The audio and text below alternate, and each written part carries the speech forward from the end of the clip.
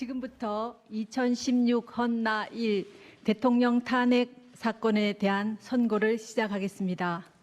선고에 앞서 이 사건의 진행 경과에 관하여 말씀드리겠습니다. 저희 재판관들은 지난 90여일 동안 이 사건을 공정하고 신속하게 해결하기 위하여 온 힘을 다하여 왔습니다. 지금까지 대한민국 국민들께서도 저희 재판부와 마찬가지로 많은 범민과 고뇌의 시간을 보내셨으리라 생각합니다.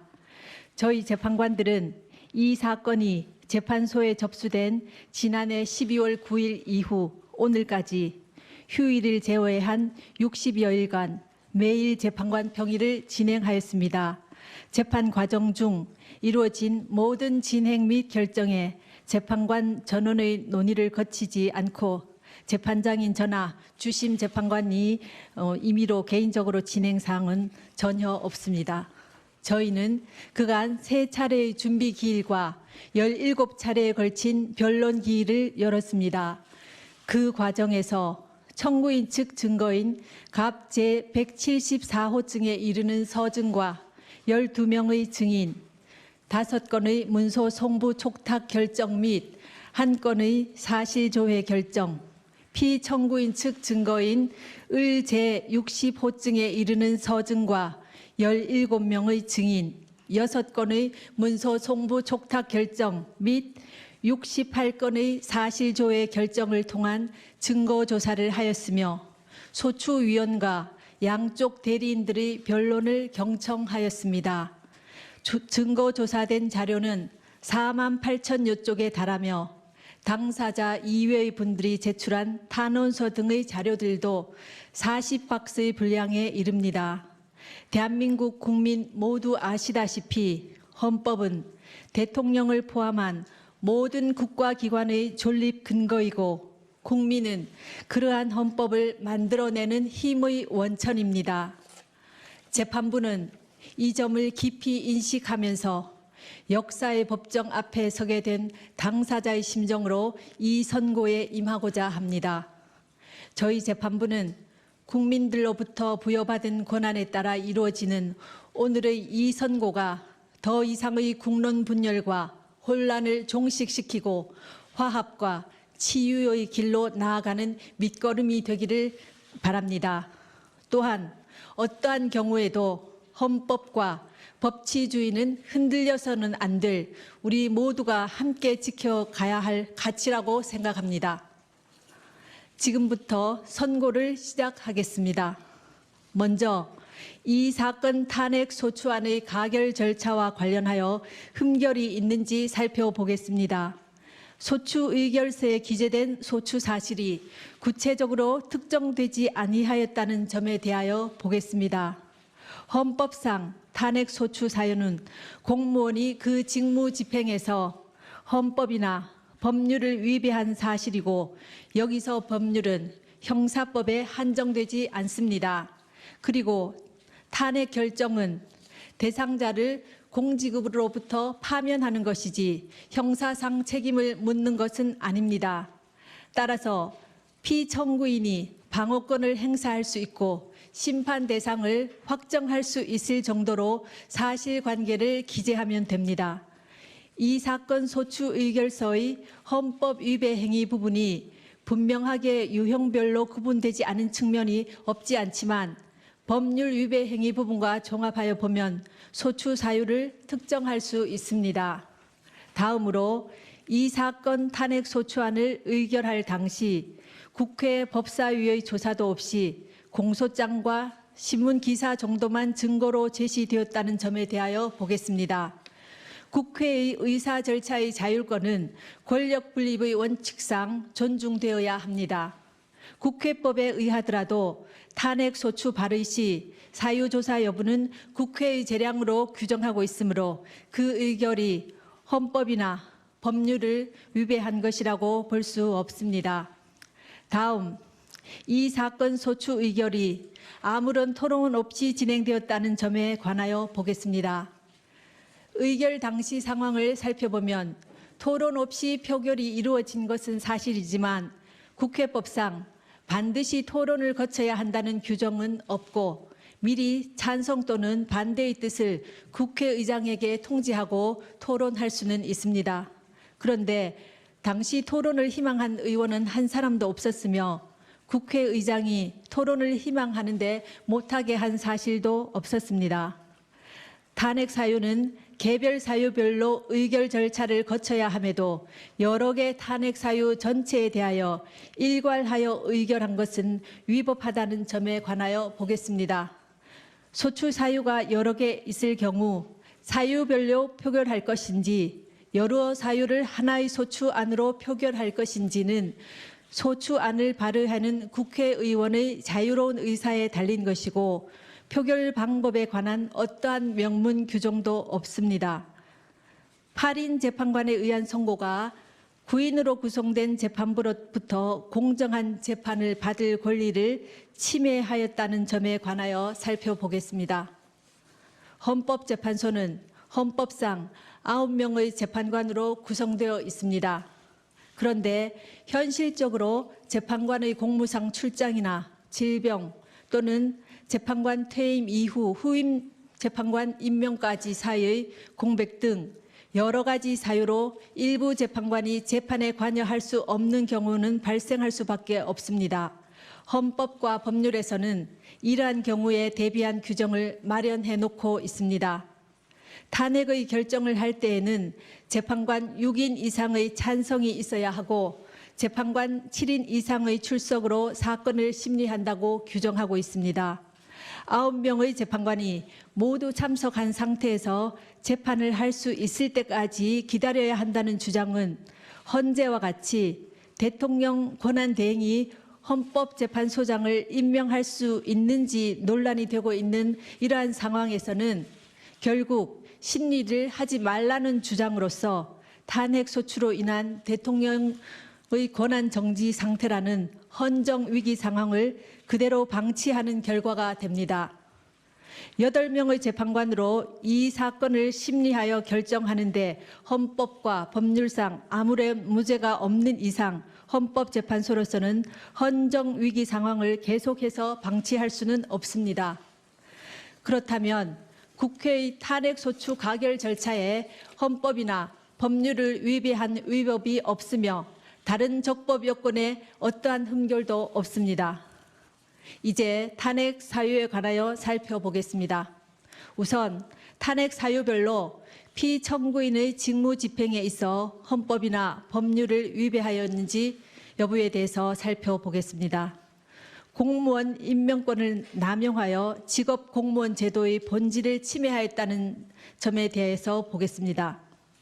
문화체육관광부 노 국장과 진 과장이 피청구인의 지시에 따라 문책성 인사를 당하고 노 국장은 결국 명예퇴직하였으며 장관이던 유진룡은 면직되었고 대통령 비서실장 김기춘이 문화체육관광부 제1차관에게 지시하여 1급 공무원 6명으로부터 사직서를 제출받아 그중 3명의 사직서가 수리된 사실은 인정됩니다. 그러나 이 사건에 나타난 증거를 종합하더라도 피청구인이 노 국장과 진 과장이 최서원의 사익 추구에 방해가 되었기 때문에 인사를 하였다고 인정하기에는 부족하고 유진용이 면직된 이유나 김기춘이 6명의 1급 공무원으로부터 사직서를 제출받도록 한 이유 역시 분명하지 아니합니다. 다음, 언론의 자유를 침해하였다는 점에 관하여 보겠습니다. 청구인은 피청구인이 압력을 행사하여 세계일보 사장을 해임하였다고 주장하고 있습니다. 세계일보가 청와대 민정수석 비서관실에서 작성한 정윤회 문건을 보도한 사실과 피청구인이 이러한 보도에 대하여 청와대 문건의 외부 유출은 국기문란 행위이고 검찰이 철저하게 수사해서 진실을 밝혀야 한다고 하며 문건 유출을 비난한 사실은 인정됩니다. 그러나 이 사건에 나타난 모든 증거를 종합하더라도 세계일보에 구체적으로 누가 압력을 행사하였는지 분명하지 않고 피청구인이 관여하였다고 인정할 만한 증거는 없습니다. 다음 세월호 사건에 관한 생명권 보호 의무와 직책 성실 의무 위반의 점에 관하여 살펴보겠습니다. 2014년 4월 16일 세월호가 침몰하여 304명이 희생되는 참사가 발생하였습니다. 당시 피청구인은 관저에 머물러 있었습니다. 헌법은 국가는 개인이 가지는 불가침의 기본적 인권을 확인하고 이를 보장할 의무를 진다고 규정하고 있습니다. 세월호 침몰 사건은 모든 국민들에게 큰 충격과 고통을 안겨준 참사라는 점에서 어떠한 말로도 희생자들을 위로하기에는 부족할 것입니다. 피청구인은 국가가 국민의 생명과 신체의 안전 보호 의무를 충실하게 이행할 수 있도록 권한을 행사하고 직책을 수행하여야 할 의무를 부담합니다. 그러나 국민의 생명이 위협받는 재난 상황이 발생하였다고 하여 피청구인이 직접 구조 활동에 참여하여야 하는 등 구체적이고 특정한 행위 의무까지 바로 발생한다고 보기는 어렵습니다. 또한 피청구인은 헌법상 대통령으로서의 직책을 성실히 수행할 의무를 부담하고 있습니다. 그런데 성실의 개념은 상대적이고 추상적이어서 성실한 직책 수행 의무와 같은 추상적 의무 규정의 위반을 이유로 탄핵 소추를 하는 것은 어려운 점이 있습니다.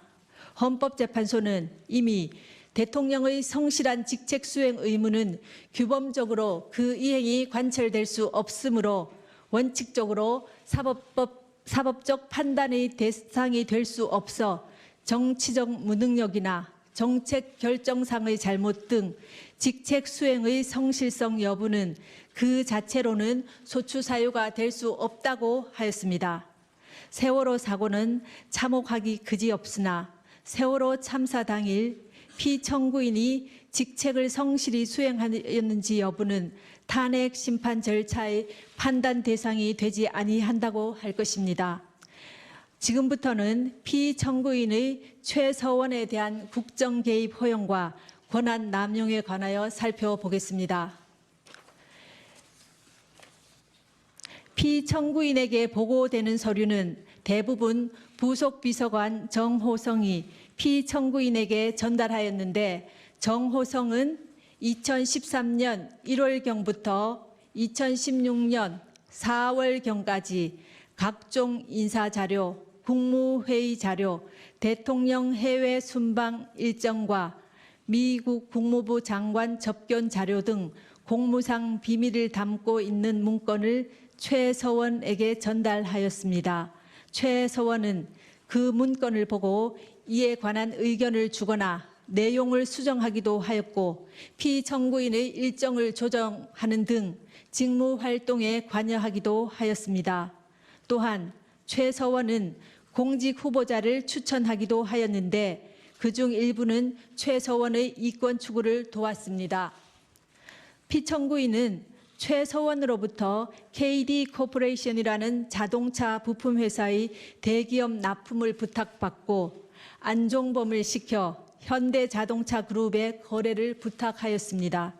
피청구인은 안종범에게 문화와 체육 관련 재단법인을 설립하라는 지시를 하여 대기업들로부터 486억 원을 출연받아 재단법인 미르, 288억 원을 출연받아 재단법인 K스포츠를 설립하게 하였습니다.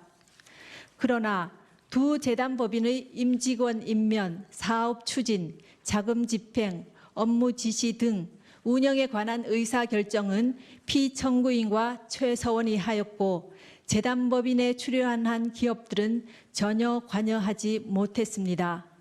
최서원은 미르가 설립되기 직전에 광고회사인 플레이그라운드를 설립하여 운영했습니다. 최서원은 자신이 추천한 임원을 통해 미르를 장악하고 자신의 회사인 플레이그라운드와 용역 계약을 체결하도록 하여 이익을 취하였습니다.